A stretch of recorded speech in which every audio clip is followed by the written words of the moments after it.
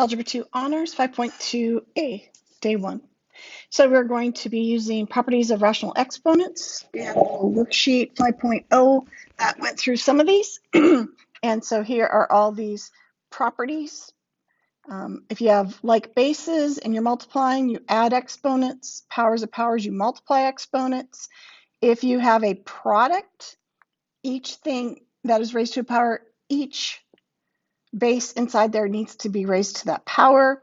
If you have a negative exponent, if you drop that to the denominator, you'll have a positive. Basically, though, it works the other way too. If you have a positive exponent, drop it to the denominator, it will be negative. So then we have a to the 0th is always 1.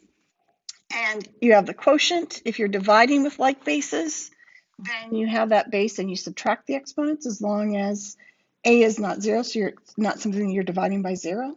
And with a quotient raised to a power, you can take the numerator and denominator to that power. So we're going to be working with these in several examples. You need to, on your homework, copy the original problem and show work. These are not calculator problems.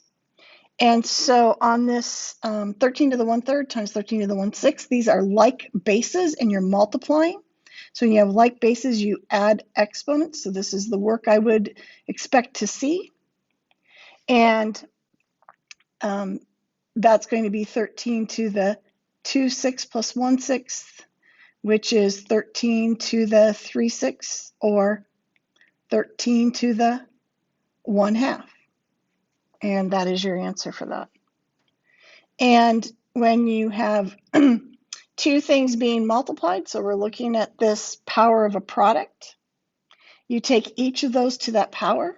So you are going to have 5 to the 1/5 raised to the 5th times 8 to the 1/4 raised to the 5th. And powers of powers you multiply. And so you're going to take the 1/5 times 5. So these two are going to be multiplied, and that's 5 to the 5/5, which is just 1, times 8 to the 5/4. And we can just, it's 5 times 8 to the 5/4, which you cannot multiply the 5 and the 8 and make that 40 to the 5/4 because it's the wrong order of operations. 8 must be raised to the 5/4. And that doesn't simplify, so that is your answer. That's it. In part C, we have 12 cubed times 9 cubed to the negative 1/3. Well, you are going to need to take that 12 cubed to the negative 1/3 times 9 cubed to the negative 1/3. And powers of powers, you multiply, so you get 12 to the negative 1 and 9 to the negative 1. Because when you multiply 3 times negative 1/3, you give a negative 3/3, which is negative 1. And so now we have two things being multiplied raised to a negative exponent. I'm going to drop them to the denominator. And you have 1 over 12 to the 1st times 9 to the 1st. And then so 12 times 9 is 108. So you get 1 over 108. Again, you need steps and you need to show work as to how you arrive to your answer for credit. In part D, you have like bases of 8, but you are dividing.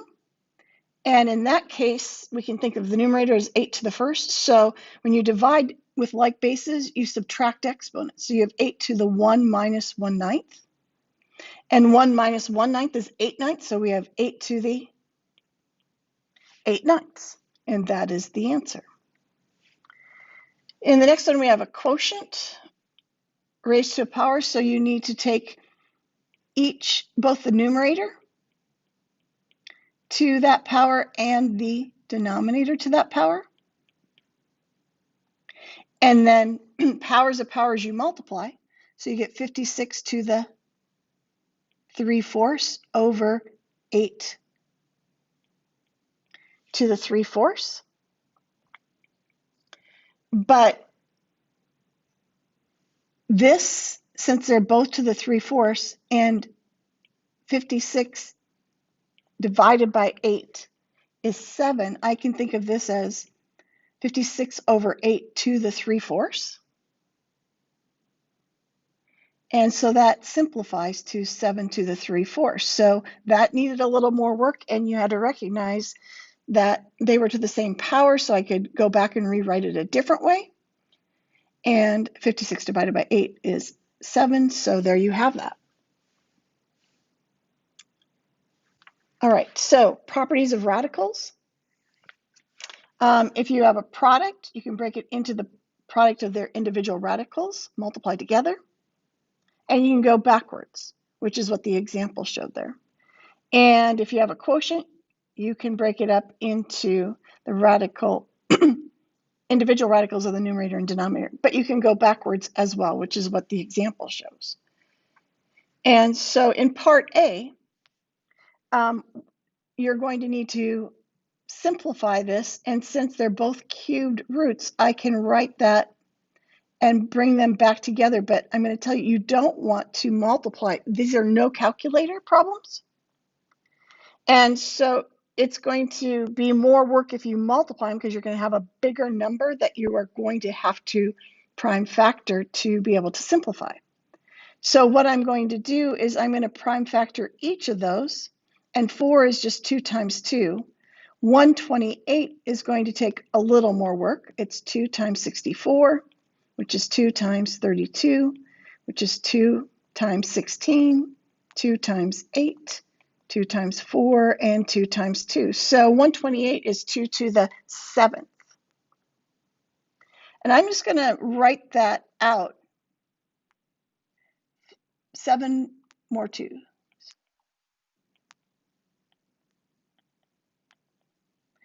Because for the cubed root, what you need are numbers multiplied times themselves 3 times. So we want groups of 3. Every group of 3 is going to be a perfect cube.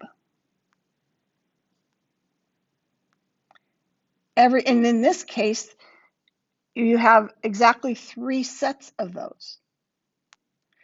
And so what happens is you get the cubed root of 2 cubed times the cubed root of 2 cubed times the cubed root of 2 cubed. And the cubed root of 2 cubed is just 2. So you get 2 times 2 times 2, which is 8. And that's your answer. If it would have been fourth roots, we'd be circling groups of 4. And for every group of 4, basically you get a perfect fourth root that you can take out underneath the radical. Here, for every perfect group of 3, you could take out a 2. And there were 3 perfect groups of 3, so it's 2 times 2 times 2, which is 8. In part B, I'm going to start by noticing that they are both the fifth root. And I'm going to go, well, does 6 go into 192 nicely?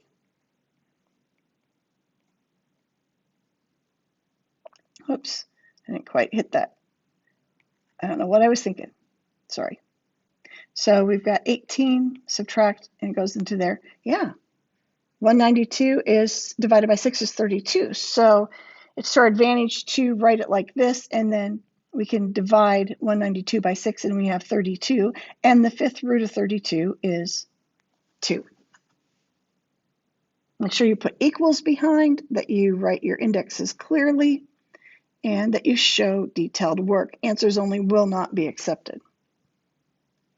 So writing each expression in simplest form, for the cube root of 500, you're looking for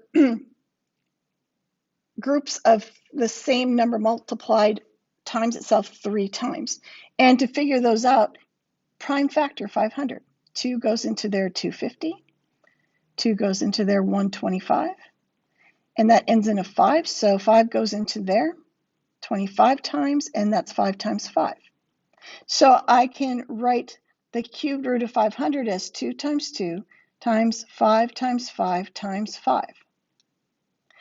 And because we have a cubed root, I'm looking for groups of 3. And for every perfect group of 3, I can bring one of those outside because it's the cubed root of 5 cubed. which is 5. But then the loners, the 2 times 2, there's not a group of 3. The cube root of 4 there's nothing I can do with it. It doesn't have any pairs or groups of 3 that I can pull out.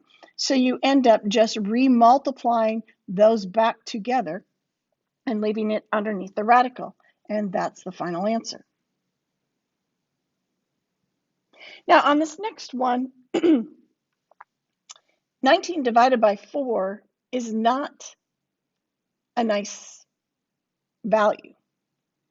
And so the problem is you need to have fractions rationalized. And unlike in part B in example 2, since 192 divided by 6 was a nice number and I could work with that, it's an integer value, that's not going to happen with 19 divided by 4.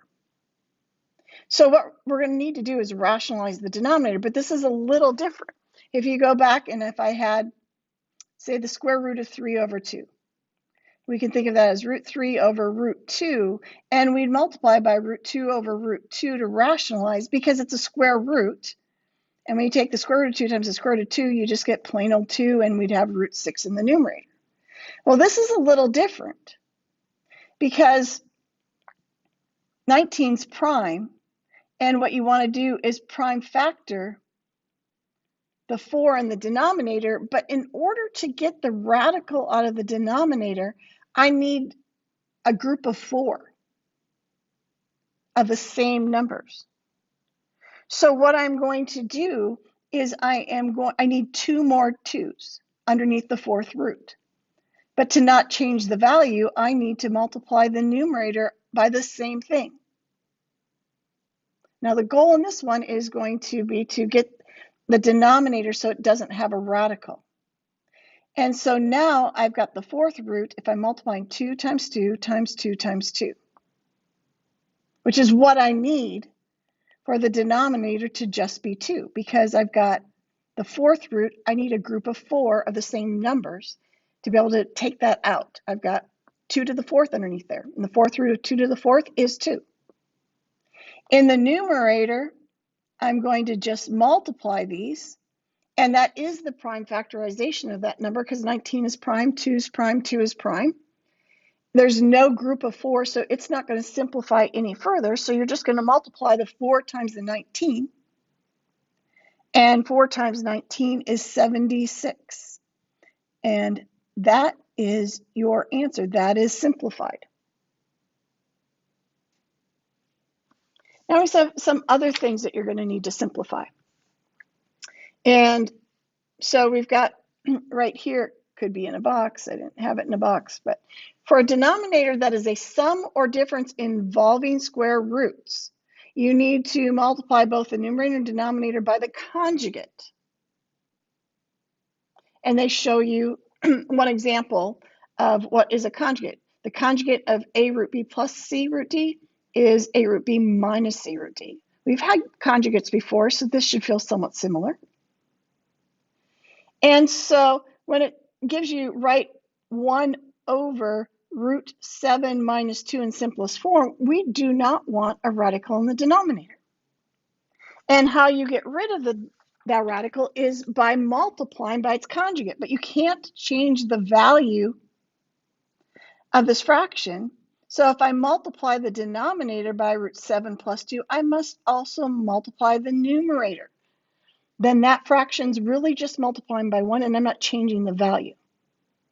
And that's where it said multiply both the numerator and the denominator by the conjugate. And that's so we don't change the value of that fraction. So in the numerator, 1 times root 7 plus 2 is root 7 plus 2. And in the denominator, you need to FOIL it out. You're going to take root 7 times root 7 is 7. You're going to take root 7 times a positive 2 and get a plus 2 root 7.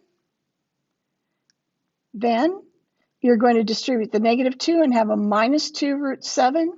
And then a minus 2 times positive 2 is a minus 4. And I expected that this would happen where the middle 2 terms cancel.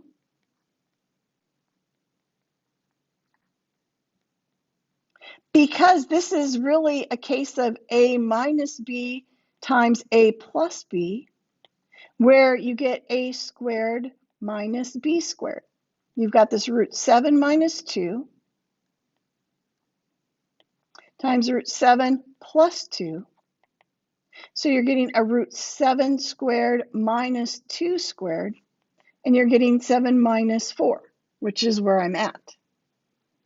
And so if you know that, you can go directly just from here to equaling root 7 plus 2 over 7 minus 4, which will now be root 7 plus 2. You should show one step there, over 3. Now, that answer's okay, but the book might separate it out and write it root 7 over 3 plus 2 over 3. So these are the same, and you just need to know that it is the same in case the book writes the answer in one format versus the other. And then we have radical expressions with the same index and radicand are like radicals. So when you're looking at example 5, part A, the index on these are the same, and the radicands are the same. So these are like terms. And so I'm going to think of this first as a 1 root 6, the 6th root of 17 plus 9 6 roots of 17. And it's kind of like a 1x plus 9x. These are like terms because the index and the radicands are the same. And if I had a 1x plus a 9x, I would have 10 of those things. So that's what I have here are 10 6 roots of 17. They're like terms, and we're just adding them.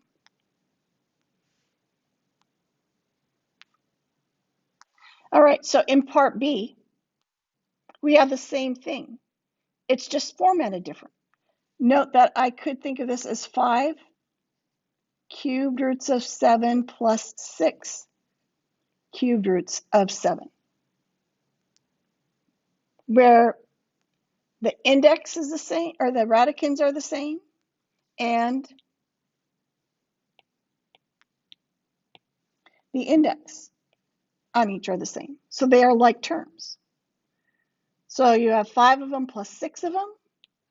So you end up with 11 of them. And since the format was 7 to the 1/3, you might see the answer like this, just to keep in the same format that the original problem was given in. Now, you can use the distributive property on this.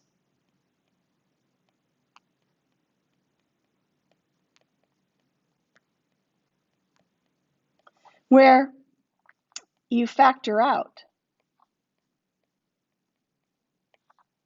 the 7 to the 1/3 because it's a like factor in each of those. And then the 5 plus 6 is 11 of those. Just please, please, please do not, for either of these, think that it's 77 to the 1/3. That's the wrong order of operations. Powers come before multiplication, and so those are not equal. This is as simple as you're going to get. And then in part C, like radicals might not be obvious immediately. You might need to do some simplifying of a radical. So the index in part C is the same, but the radicands are not. And the second one with the 3 underneath, that's in simple form, but 48 might be able to be simplified. So you need to start by simplifying it. So prime factor, 24, 2 goes in 12, 2 goes in there 6, 2 times 3. So this is the 4th root, 2 times 2 times 2 times 2 times 3 minus the fourth root of 3.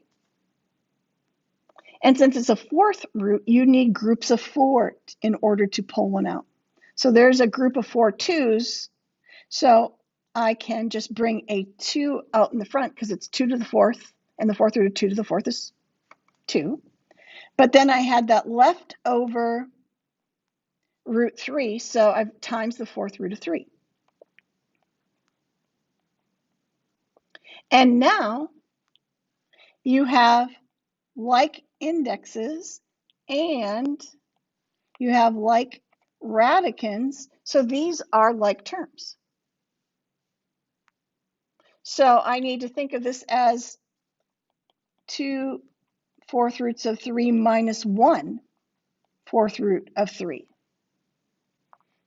Or it's a 2y minus a 1y is 1y. That's basically what we're doing here. And so we have a 1 fourth root of 3, and that is your answer. Again, you could have used your distributive property. You could take out that fourth root of 3, but when you do that, you need to make sure it's a minus 1 there. And get 1 fourth roots of 3, which we would just write the fourth root of 3. So there's some different ways to look at that. So I'm just saying, when it says simplify and you're adding or subtracting and the radicands are not agreeing, you need to go through and simplify to see if they come out to like radicals. It's very important that you start by copying the problem, you show detailed work, and that you check your answers to be sure you're getting them in simplest form. Do not be plugging these into any kind of program to simplify these. Do this all on your own. No calculator, no Desmos, no any kind of thing that will simplify these for you. You're going to need to be able to do this with variables coming up. If you can't do it with numbers, you're not going to be able to do it with variables. So please, please, please do your own work on this, but do detailed work and check your answers and get in for help if you need help.